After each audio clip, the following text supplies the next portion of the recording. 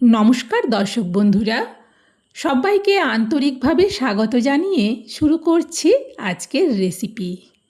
আজকে আমি ভীষণই টেস্টি একটা রেসিপি তোমাদের সাথে শেয়ার করব। রেসিপিটা যেমন টেস্টি তেমনই হেলদি। দেখো, তার জন্যে নিয়ে নিয়েছি এক ফালি ছোটো মিষ্টি কুমড়ো আর দুটো মিডিয়াম সাইজের ছোটো আলু, আর নিয়েছি এক ফালি নরম থোড়। থোড়টা দেখে মনে হচ্ছে অনেকটাই মোটা, কিন্তু এটা খোলা আছে। কলার খোলাগুলোকে আমি কেটে বের করে তোমাদেরকে দেখাচ্ছি থোড়টা কতটা। সত্যিই বলছি, কলা থোড় দিয়ে এইভাবে রান্না করলে এই রেসিপিটা খেতে ভীষণ ভালো লাগে।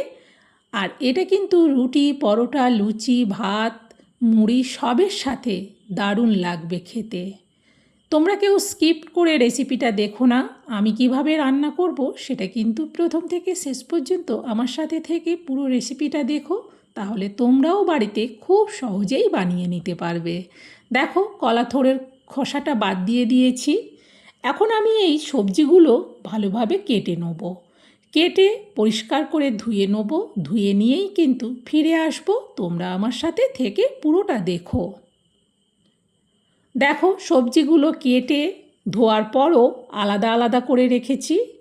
মিষ্টি কুমড়োটা ছোট ছোট করেই কেটেছি, আর আলুটাও কিন্তু ছোট ছোট করেই কেটেছি। থোড়টা মিষ্টি কুমড়ো আর আলুর থেকে আরও ছোট করে কেটেছি, কারণ থোড়টা কিন্তু গোটা গোটাই থাকবে। আলু আর কুমড়োটা কিন্তু সুন্দরভাবে তরকারিটার মধ্যে মিশে যাবে। আমি কিভাবে রান্নাটা করব সেটা তোমরা আমার সাথে পুরোটা দেখো। দেখলেই কিন্তু বাড়িতে খুব সহজেই এই রেসিপিটা বানিয়ে নিতে পারবে। চলো তাহলে বন্ধুরা, এবার আমরা সবাই যাই রান্নাঘরে। রান্নাঘরে এসে গ্যাস জ্বেলে কড়া বসিয়ে কড়াতে দিয়ে দিলাম তেল। এবার খুন্তি দিয়ে তেলটাকে কড়ার উপর পর্যন্ত চাড়িয়ে নিচ্ছি। ততক্ষণে কিন্তু তেল খুব ভালোভাবে গরমও হয়ে গেছে। এখন আমি এতে দিয়ে দেবো কলার থোড়গুলো, কারণ কলার থোড়টা কিন্তু আগে একটু ভালোভাবে ভেজে নেব। আর গ্যাসটা কিন্তু এই সময় হাইতেই রাখবো, কারণ কলার থোড়টা তো নরম, এর থেকে কিন্তু অনেকটা জল বেরোয়। আর গ্যাসটা হাইতে থাকলে তাহলে কিন্তু জলটা তাড়াতাড়ি শুকিয়ে যাবে। এভাবে খুন্তি দিয়ে অনবরত কিন্তু একটু উল্টে পাল্টে নাড়াচাড়া করতে থাকবো।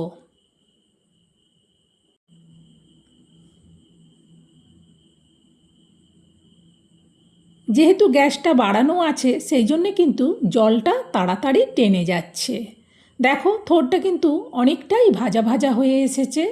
এরকম যখন থোড়টা ভালোভাবে ভাজা ভাজা হয়ে আসবে, তখন আমি এতে দিয়ে দেবো আলুগুলো, কারণ আলুটাও থোড়ের সাথে দিয়ে একটু ভালো করে ভেজে নেব। এবার আলুটাকেও থোড়ের সাথে মিশিয়ে উল্টে পাল্টে নাড়াতে থাকবো। এতে করে থোড়টাও আরও ভালোভাবে ভাজা হবে, আর আলুটাও কিন্তু সুন্দরভাবে ভাজা হবে। আলুটা দেওয়ার পর আমি কিন্তু প্রায় 1 মিনিটের মতো উল্টে পাল্টে নাড়ালাম। এখন আমি এইখানে একটু জায়গা করে নেব মাঝখানে, কারণ মাঝখানে তেলটা আছে। এইখানে আমি দিয়ে দেবো গোটা জিরে ফোড়ন, 1/2 চামচের মতোই দিলাম। এবার জিরেটাকে একটু তেলের মধ্যে নাড়িয়ে নিয়ে পুরো থোড় আর আলুর সাথে মিশিয়ে উল্টে পাল্টে আবারও সব কিছুকে নাড়াচাড়া করতে থাকবো।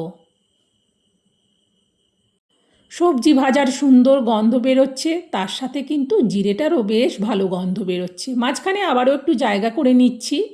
এইখানে দিয়ে দেবো আমি গ্রেট করা আদা। আদা দিচ্ছি 4 চামচের মাপে 1 চামচ।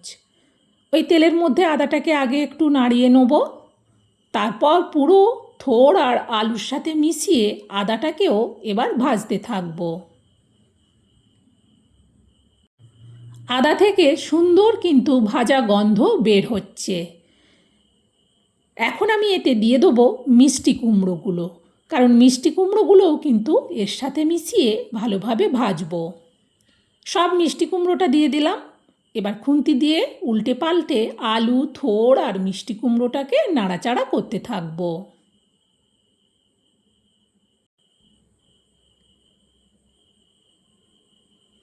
বেশ ভালোভাবে কিন্তু মিষ্টি কুমড়ো, থোড় আর আলু একসঙ্গে মিশে গেছে। এখন দিয়ে দিচ্ছি পরিমাণ মতো লবণ আর দেব অল্প একটুখানি চিনি।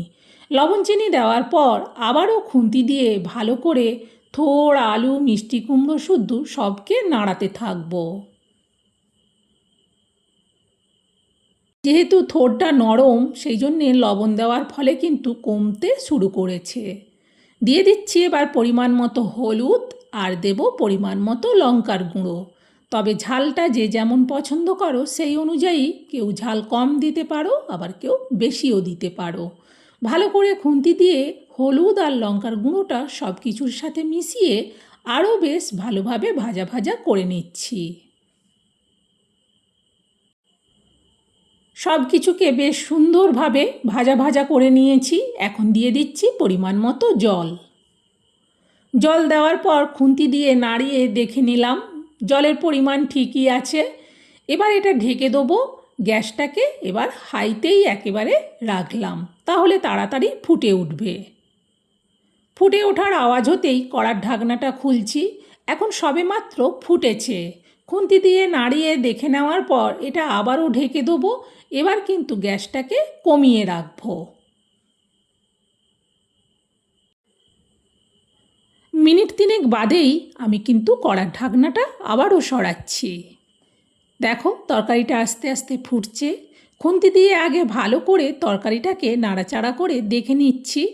এখনও কিন্তু সেদ্ধ হতে একটু বাকি আছে, বিশেষ করে মিষ্টি কুমড়োর খোসার দিকটা আর থোড়।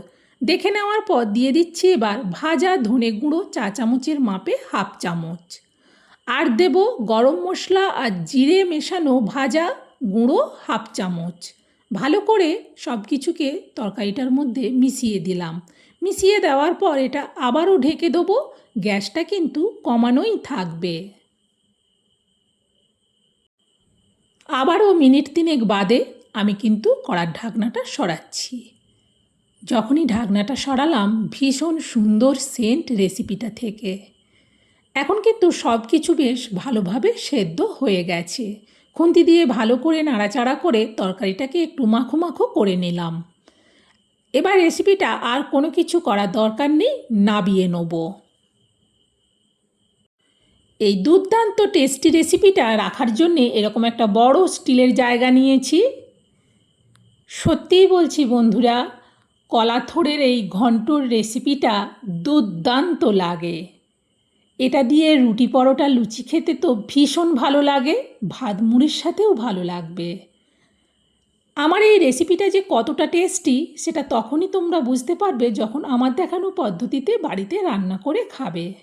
বন্ধুরা, আমার এই রান্নাটা তোমাদের কেমন লাগলো সেটা কমেন্টে জানিও। ভালো লাগলে একটা লাইক দিও আর রেসিপিটা শেয়ার করে দিও, যাতে এই দুর্দান্ত টেস্টি আর খুবই হেলদি রেসিপিটা সবাই বাড়িতে বানিয়ে নিতে পারে। সত্যিই বলছি বন্ধুরা, দুর্দান্ত একটা রেসিপি, সম্পূর্ণ নিরামিষভাবে বানিয়েছি। আবার অন্য দিন অন্য রেসিপি নিয়ে চলে আসবো। আজকের মতো তাহলে বিদায় নিচ্ছি। সবাই ভালো থেকো।